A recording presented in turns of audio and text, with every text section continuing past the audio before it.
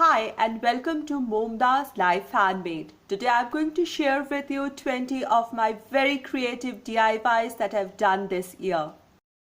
So first I need a box, I need some jute rope, and I'm using this metallic silver tape for the metallic finish that you have seen in my inspiration piece. Now since this is of this color and it's got some prints on it, so I cannot use it like this. So one can either paint it or can cover it with paper. I think I'm going to cover it with white paper and it will all become white as the inspirational piece.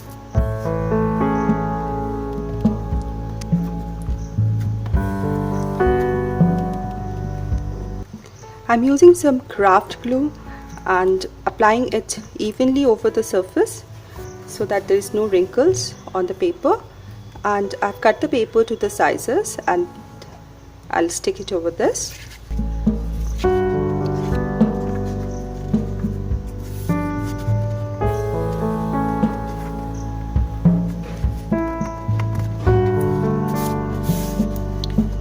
So that it evenly covers all the surfaces and there are no wrinkles also. So the finish will be very neat.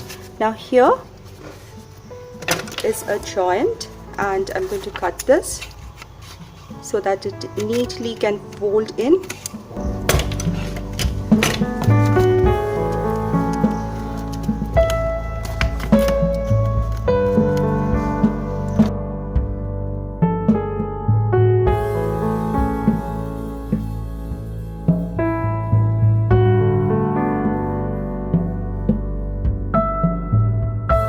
Now that the box is covered in all white, now I'm going to take this metallic silver colored foil, which would look like the metal rim, and apply it on the edges as in the inspirational piece. So here I'll apply it such that it's like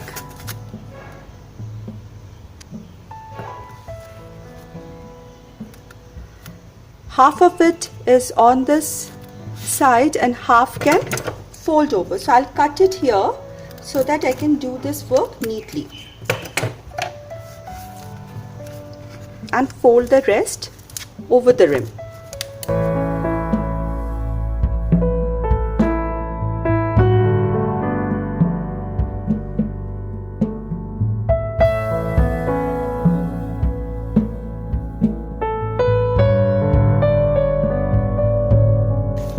Then on the corners, I'm going to make this small slits so that it can be easily folded in neatly, or one can fold it also. But folding may give a little crease which might not be visible, but one can even make slight slit and fold it.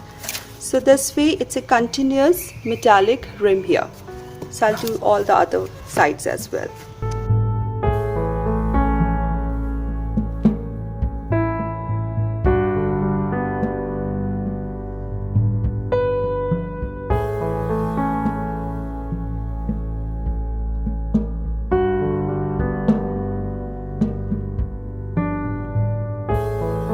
Here I have also added one on the side. Similarly, I'll do all the sides as well. Half on this face and half goes on the other face.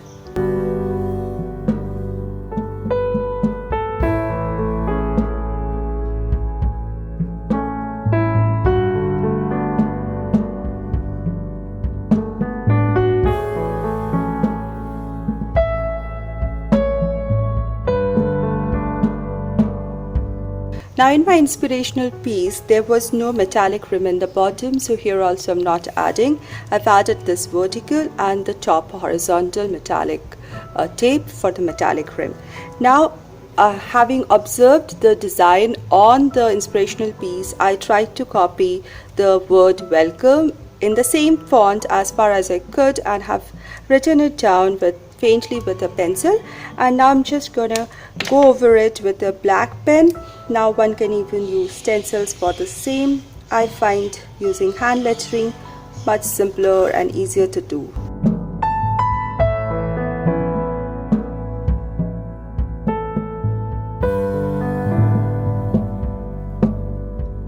Now for the handles on the sides, the smaller sides, I'm using a ruler to first mark where the holes for the handle will be. So I'm marking them equidistant from both the sides so that it looks uniform. Now if one has a wooden box, one needs to use a drill, but since mine is a cardboard box, I'm just using a sharp tool and going in. So I get the first hole, and here is my second hole. Now once the hole is made, depending on how thick one's rope is, one can broaden these holes using more thicker needle or a screwdriver or something like that, and then just put in the handles. Now here you see I'm trying to widen the hole to suit the thickness of my ropes. Now I have taken two pieces of 10 inches long ropes, the thicker ones, and I'm going to make them go through this hole.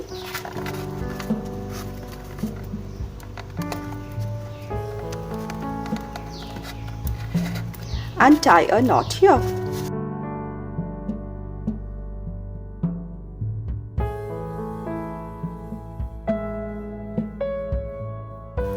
Now the other side.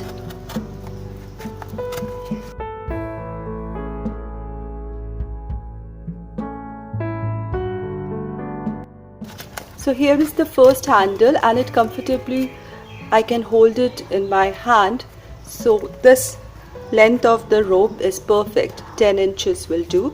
Similarly, I'll make the handle on this side. Now here is my piece compared to the one that you saw on Kirkland's, and I think my piece came out perfect. It looks really beautiful.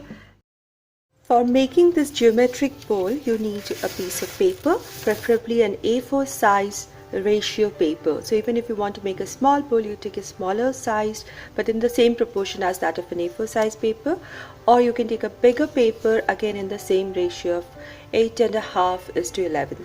So that's the basic ratio for the A4 size paper. I'll give you the template for this pattern in my blog post. I'll give the link of my blog post from where you can download the free template for making these geometric bowls at home. I'm also going to show you how you can draft your own pattern without the printable as well. So you can make this pattern according to your requirement of size, bigger or smaller as you wish. So I've taken a paper. The paper should be thick like a cardstock paper or a chart paper. It can be single color, bold color, or patterned, or two-sided, can be two different patterns. Or if you don't have a paper which has got two different sides, or you don't like what is there on the two different sides, you can glue together two pieces of paper together of your desired patterns on each side. Now let's draft the design. You must know the width, the allowed width of this paper, because we are going to create the hexagon. Now this paper allows me comfortably 16 centimeters width. So I'm going to mark, I've already drawn this in pencil and I'm going to show how to go about it. So I'm going to mark 16 centimeters here also.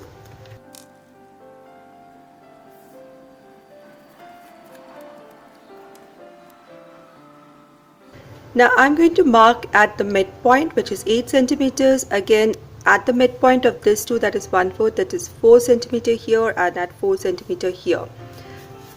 Next, using a protractor, I'm marking here. I've kept it in the center point and mark where I get 60 degrees, because I'm going to make a hexagon, so each angle formed is 60 degrees. So 60 degrees here, 60 degrees here, and 60 degrees here, 60 degrees here. So all these things I'll do it like 60 degrees on each side, so that I can form exact lines like that. Now keeping my center at 8 centimeters here, and at the angle of 60 degrees, I draw my next lines.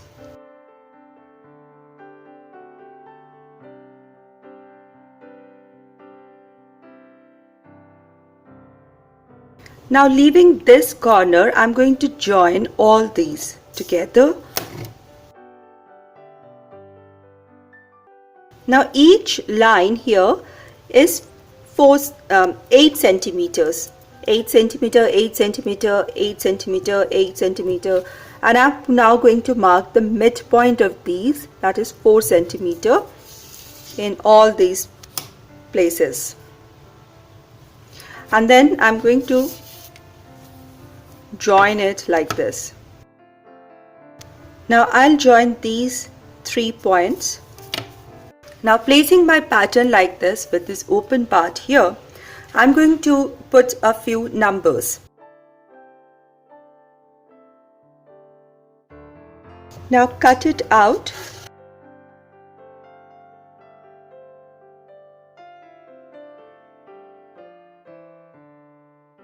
Now placing this pattern like this, I have taken a different felt pen. In the template I have shaded lines, but now to show you here I am using a different felt pen to mark the lines that I'll need to cut open. These lines which need to be cut are shown as dotted lines in the printable.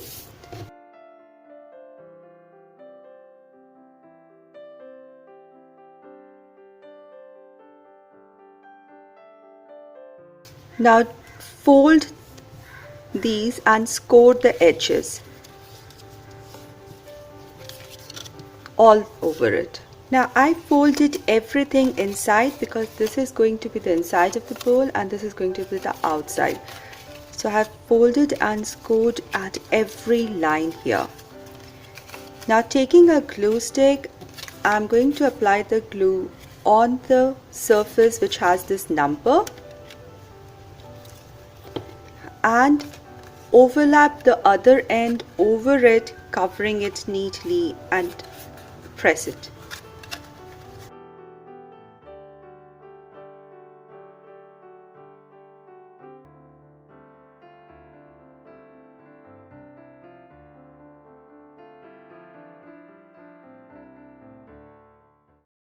For this first DIY, I went to my stash and found this bundle of fabrics, one in off-white, another in light green, then a little darker green, and a very dark green color fabric.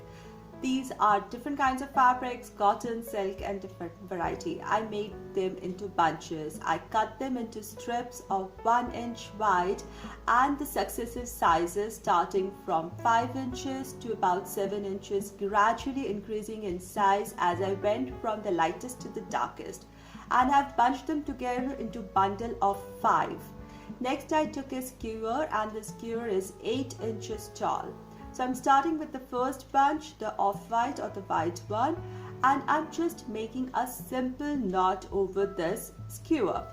Just one single knot, that is enough.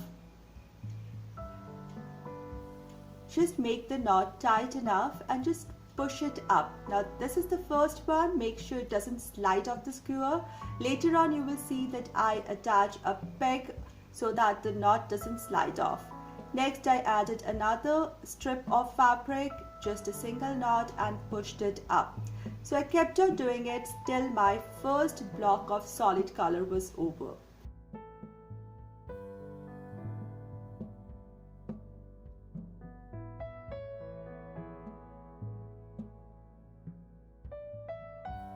Now after the solid colors, as I started with the second color, I just tied knots with group of colors, that is a light and a dark color together, so that later on it doesn't look like color block effect, rather it's a color blending effect. So light to dark, it would blend so well. So first a block of color, then a combination of light and then green color, then a block of darker color, and so on. I went on and on and on till I reached the last section of absolutely dark green, and I pushed it all to the top.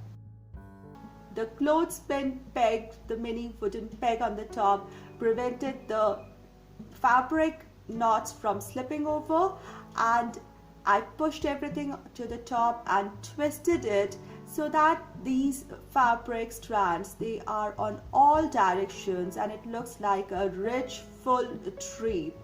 Now you can keep it flat or you can spread it in all directions as you please, and then just tame it down. If there are some unruly one, you can always cut them later on. Now the tree is done, I need a pot or a planter for this. So I took a paper teacup, and one can paint it in the color of your choice or you can add a paper. So basically this cup also had this rim on the top, which is really nice because that white will show through. So I took a pattern cut out over a cardstock paper by starting from the starting point of the cup and marking the top and the bottom edge till I found this template where the ending point and overlapping is there, and just wrap it around and it will glue together to form a beautiful red colored planter. Next I took a vintage crochet lace and glued it over this planter so that the red and the white combination is seen. Next, I need to make this planter heavy so that it can sit safely, so I added some marbles. You can add stone chips or florist foam in this, and then just stick in the tree.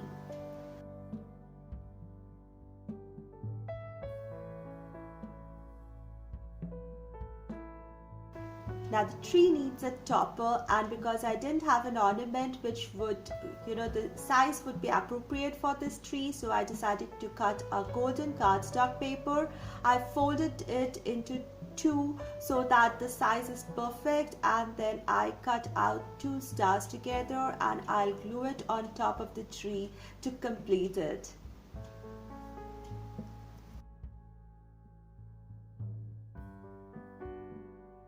Here is my finished tree in festive colors in its own planter ready. I took a fine black and white check paper, a pink paper and a yellow paper. I started with the 5" by 5" square pink paper, folded into half, and again a second fold into quarter. Next I marked an arc to make the circular shape.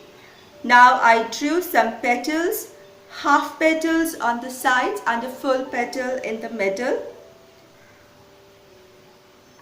I stayed a bit away from the center, and then I cut this whole structure out using sharp pair of scissors.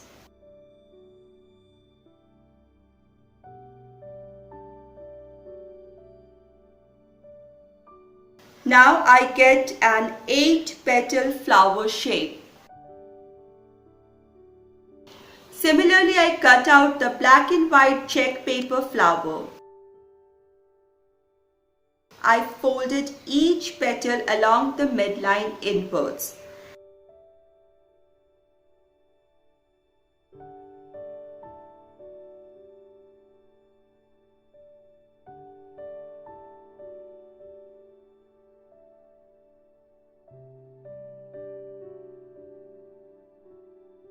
Next, I glued the black and white flower over the pink flower such that the pink petals show through between the black and white petals.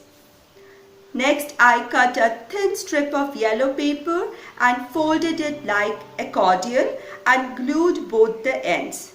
Then pushed this down flat with yellow side facing up.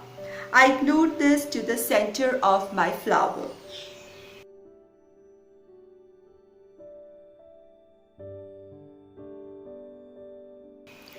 Next, I drew a small circle with black pen on the check paper and cut it out, and finally glued it on the top of the yellow paper to finish my flower. You will soon see how I use this flower in my decor. Here is my funky looking cheerful lampshade. Here the flower on my wrought iron lamp base. I love doing cardboard crafts, and this turned out really elegant. So I took a piece of cardboard and I'm going to cut it into 2 rectangular pieces such that one piece is slightly smaller than the other. I'm not telling you dimensions because you can go ahead and do your own smaller or bigger decor piece. So I'm going to cut them into two pieces using a knife. Always cut cardboards using knives and not scissors. So here are the two pieces. This is the smaller piece, and when I put one over the other, a little of the back side is seen. Now this is a corrugated cardboard, so I'm going to remove the top plain paper over this so that the corrugated surface is exposed. Just enough that I can place my top one and the corrugated areas are seen on the edges. Next I'm taking some black color, and this top cardboard I'm painting it all black. So this will create a good contrast. Now you see here the contrast that is created. This is exactly what I wanted. Now while this piece dries, I'm going to take a paper which is all written over and make a flower out of this, which would fit inside this. So smaller inside in which will fit in this width. So I'm going to fold these and then draw the petals using a pencil. So I'll leave the center and then draw big petals.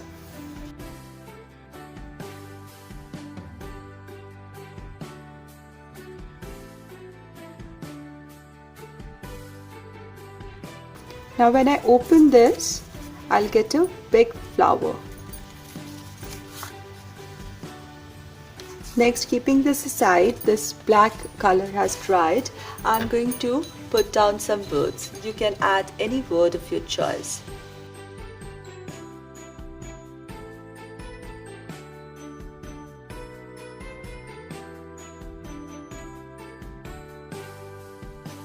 Next, I have some these wooden buttons and I really like them. So I'm going to place this button right in the center of my flower.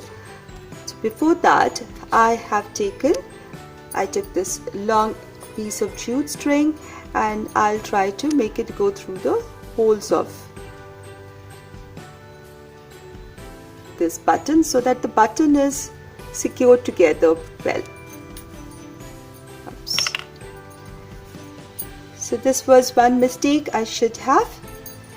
Now what people do is take a little piece of tape and just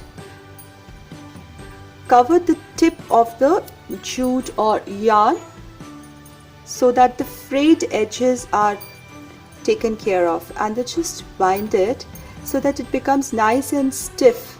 Now it's like a needle. So I go from the bottom. See, it easily came out now, and go right in, and here I have it nice and secured. So I'm going to take my corrugated piece, place it at the bottom, then my black cardboard piece, and here is the paper flower which I'm going to glue it down.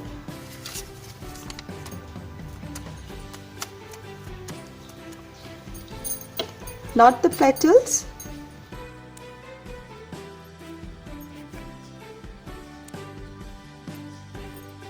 I'm going to keep this button here in the center and bind this extra long length of the jute string around it.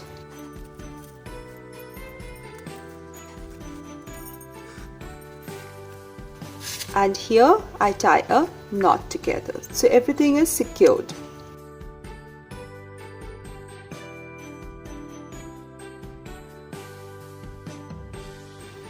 Now to break the monotonicity, you can leave it like that, but I took these green leaves and I'm going to add them at the back. And this is a pretty decor for any space, just to act as a filler for any beautiful space. This is just so gorgeous. I can't take my eyes off this.